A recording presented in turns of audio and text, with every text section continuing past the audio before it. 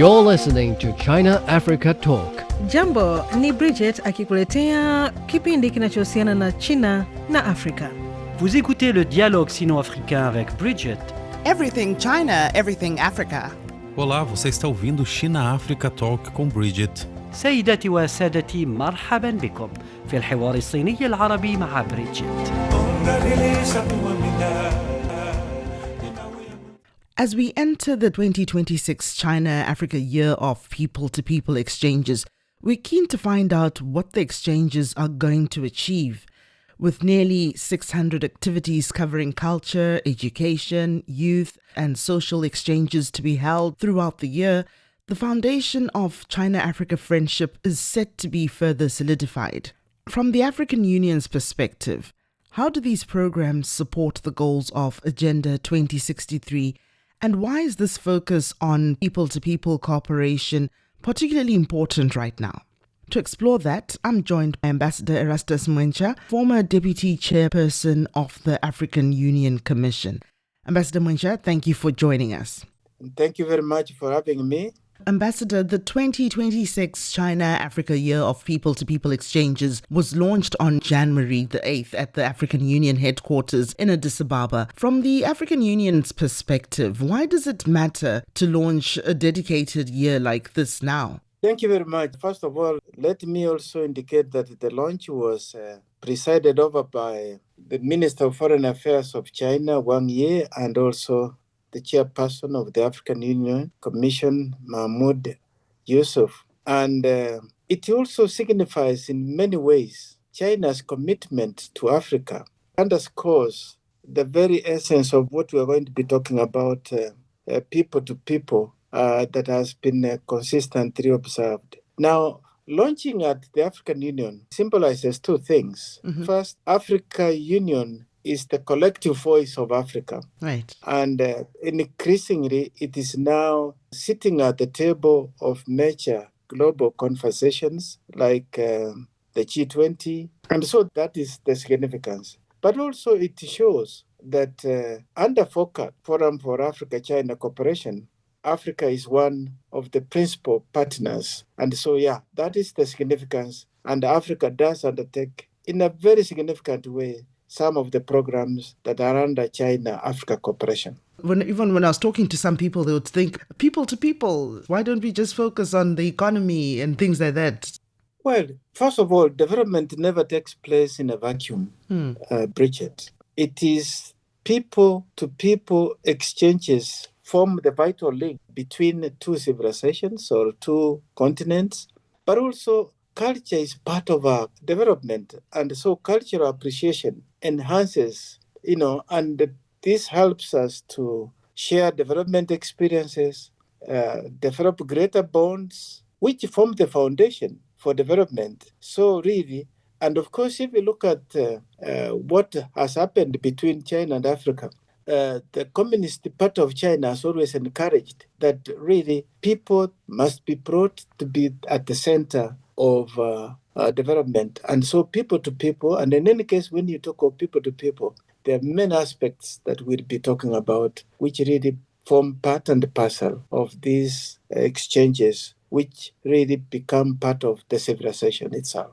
Ambassador, in the congratulatory letter to the opening ceremony of the 2026 China-Africa Year of People-to-People Exchanges, Chinese President Xi Jinping stressed the importance of mutual learning among civilizations for advancing China-Africa modernization. In what ways does this serve as a guideline for building an all-weather China-Africa community with a shared future? President Xi Jinping has, among the major initiatives, the four major initiatives that has presented to the world.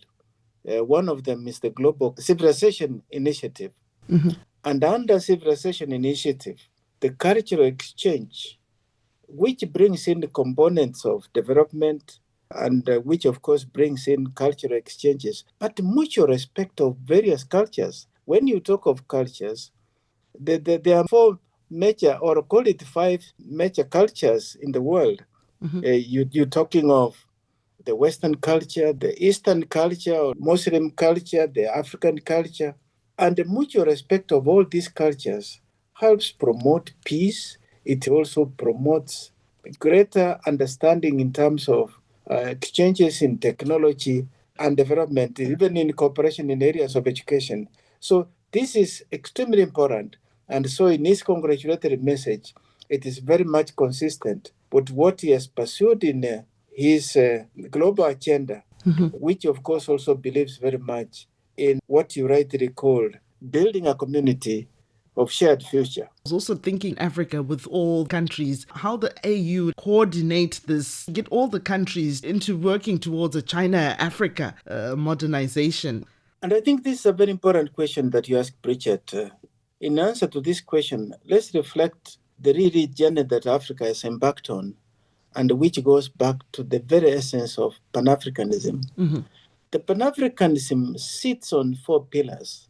It sits on elimination of racism, having political self-determination, but also allowing respect for various cultures around the world. Unfortunately, and you know, this Africa was not only subjugated to colonialism, which of course played hegemony in terms of culture of Africa, but also suppressed the African culture as such. And today, when you talk of Africa, sometimes I hear people talk of Francophone Africa, Anglophone Africa, Lusophone Africa.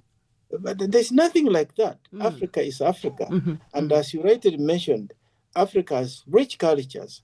And so part of colonialism is to reclaim that whole lost heritage so that Africa can stand as an equal partner in the platform of international development. And that is the very essence of what is articulated under Agenda 2063 of the African Union.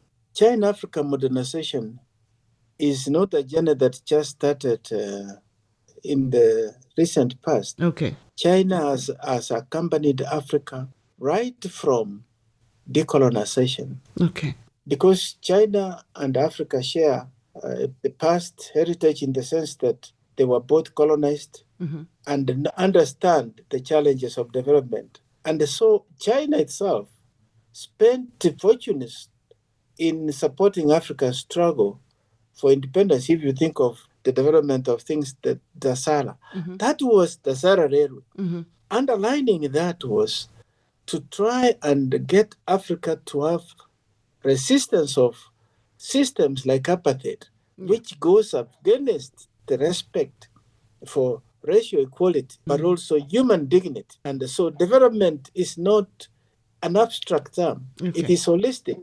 It is education, it is your culture, it is your wholesomeness, and also being allowed to express yourself in your own culture, and also appreciation of the cultures.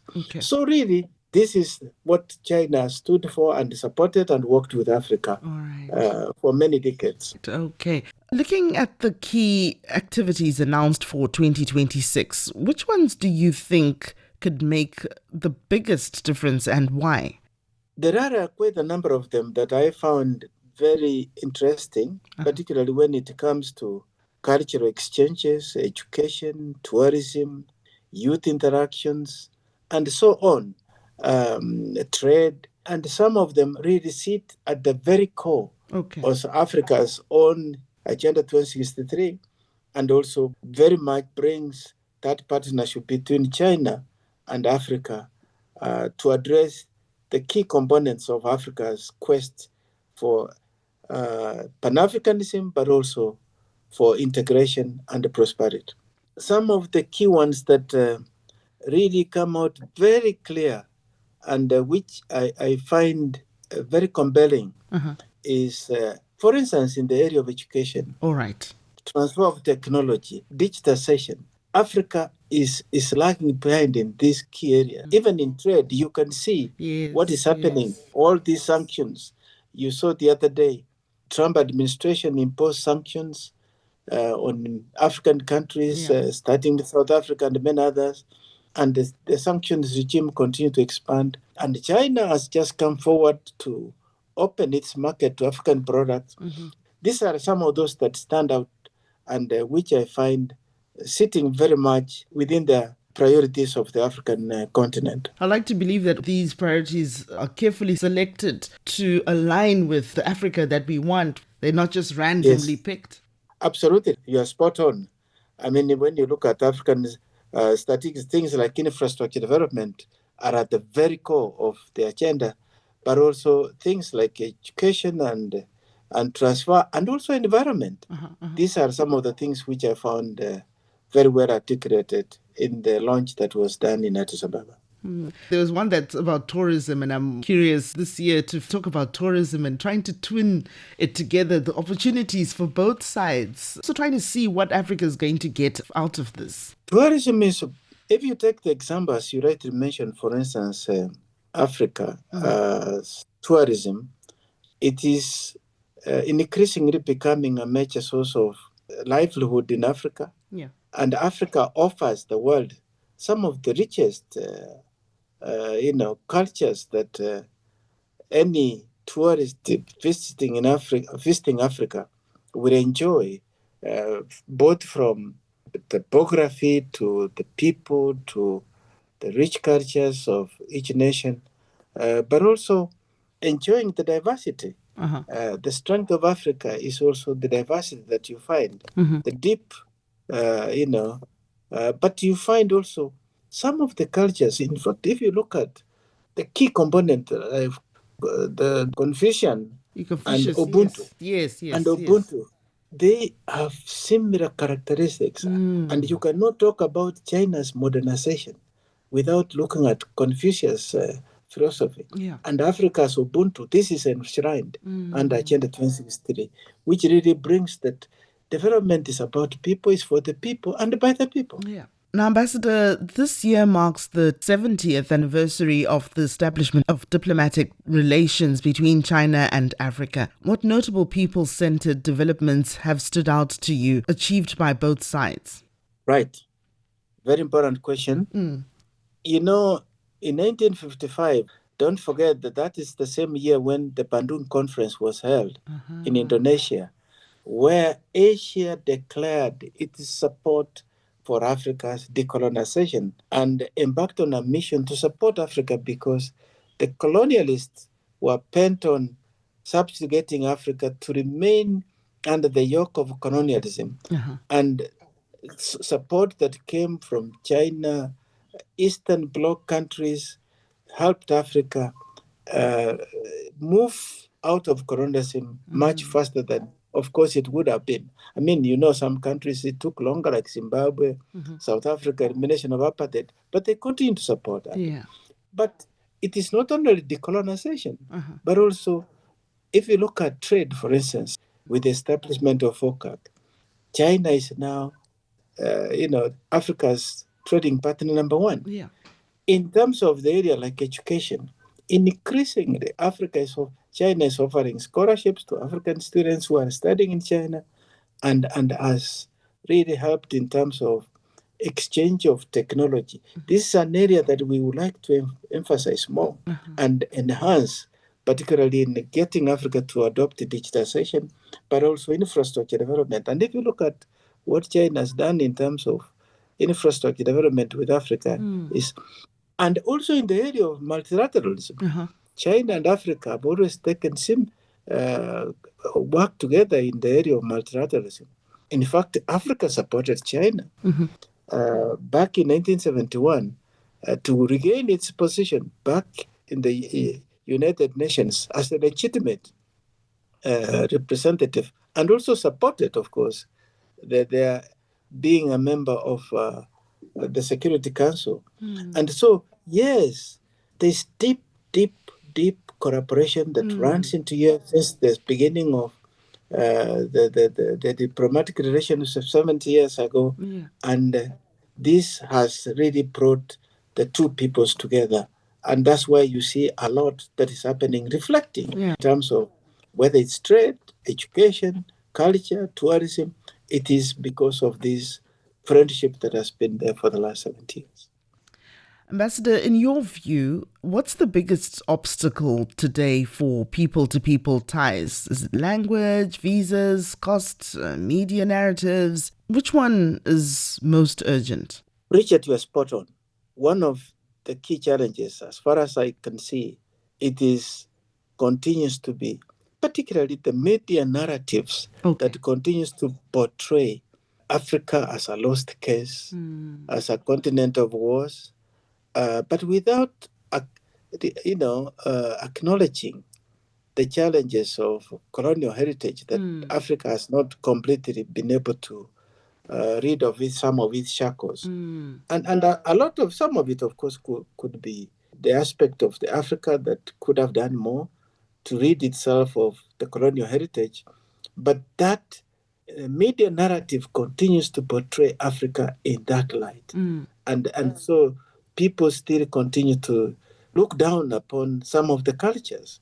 The second one that I see is the free movement of people. All right. You can see this is at the very center of this MAGA and the rest that make it difficult. You see Fortress Europe and all this. Yeah.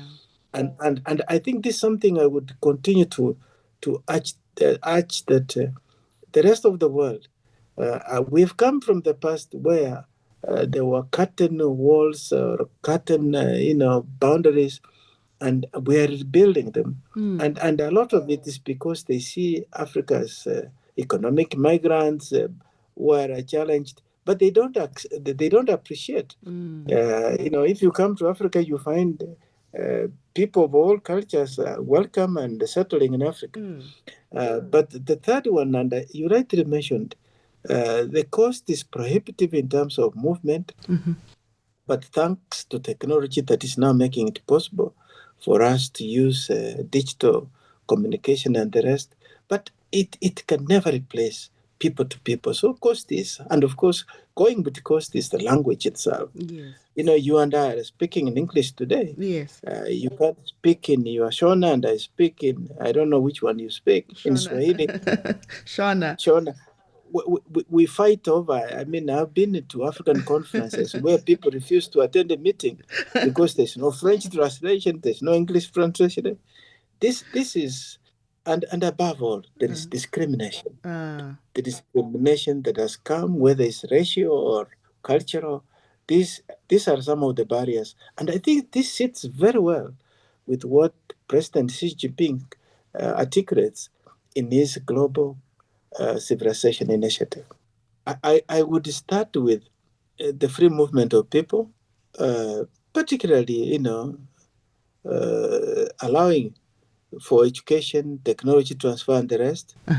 And I would also look at areas like how to mitigate against these narratives that continue to portray Africa, and makes it possible for Africa not to be seen as a risk destination for investment, but also for doing business.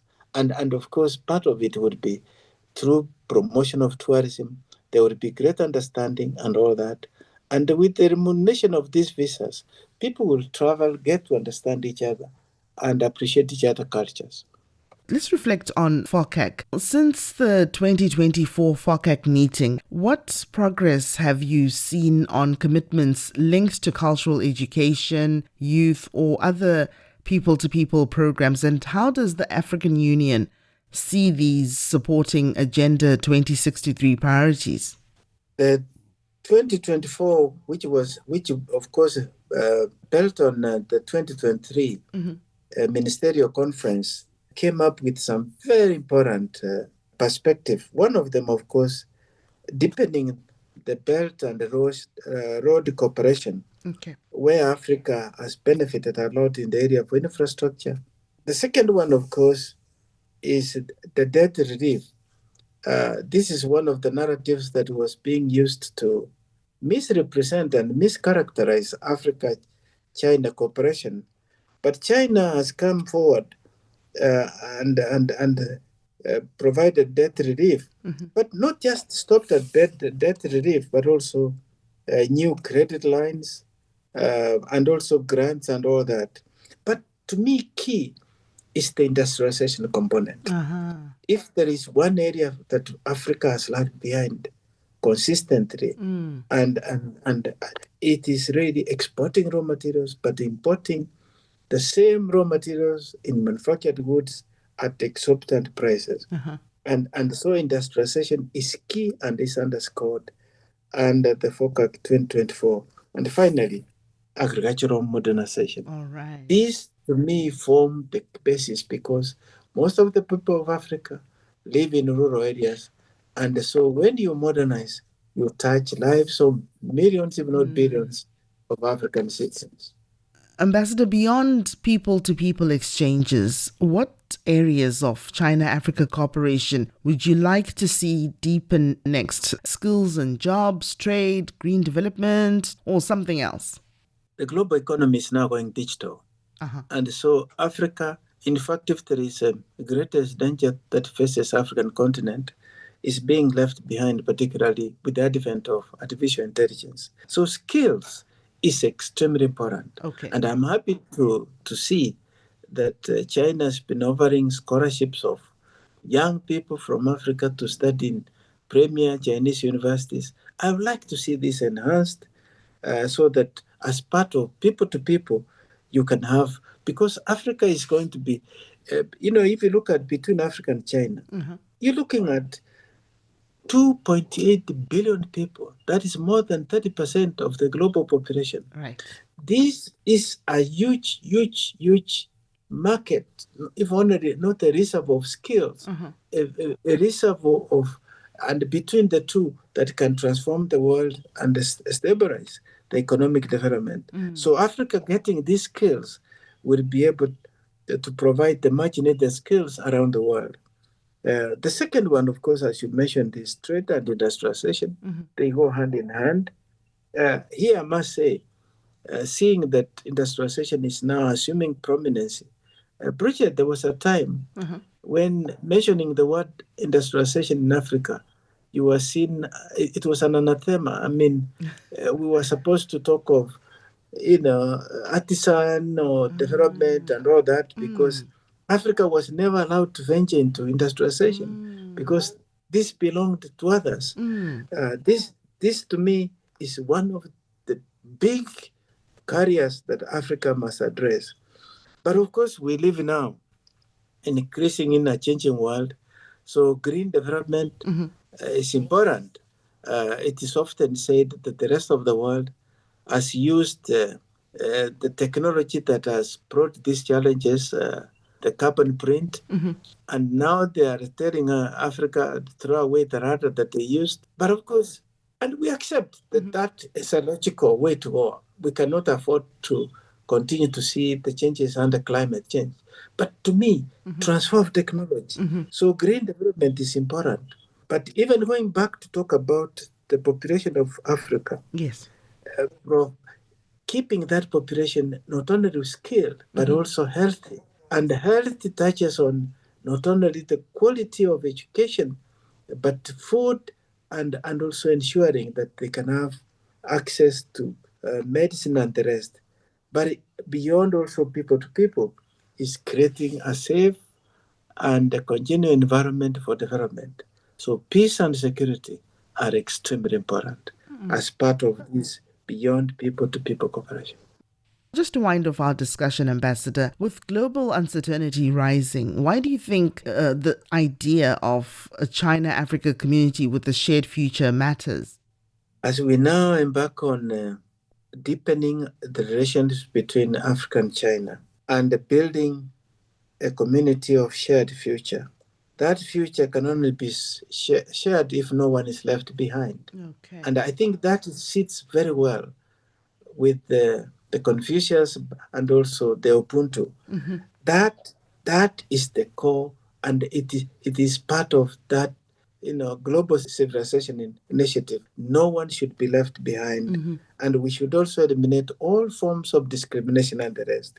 But beyond that, we must also think very seriously about the South-South cooperation, Right, which is increasingly becoming.